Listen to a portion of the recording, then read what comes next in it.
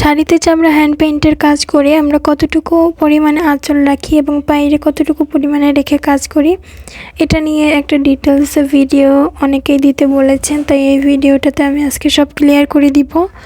তো আমরা যখন একটা শাড়িতে কাজ করব, তখন হচ্ছে শাড়ির আঁচল থেকে বরাবর 40 ইঞ্চি ধরে আঁচলের মাপটা নিব।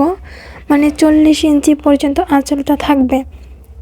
এই 40 ইঞ্চিতে আপনারা ডিজাইন করলে যে কোনো লম্বা মানুষ বা খাটো মানুষ বলেন, সবারই কিন্তু এই 40 ইঞ্চি আঁচলটা হয়ে যাবে। এরপর হচ্ছে পায়ের যে মাপটা, আসলে পায়ের কোনো এক্সাক্ট ওইভাবে মাপ নেই।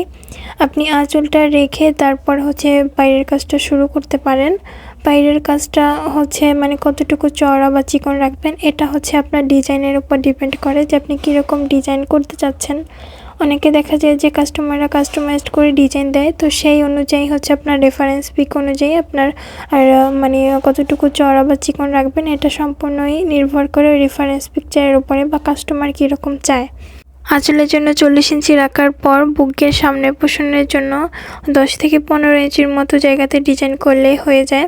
আর আপনারা শাড়ির একদম শুরু থেকেই বাইরের ডিজাইনটা করবেন না, কারণ ওইখান থেকে কতটুকু পরিমাণে জায়গা ফাঁকা রেখে বাইরের ডিজাইনটা শুরু করবেন। ওইখানে ডিজাইন না করলেও হয়, কারণ ওইটা হচ্ছে কোমরের দিকটাতে থাকে, ওইটা বোঝা যায় না ডিজাইন করলেও।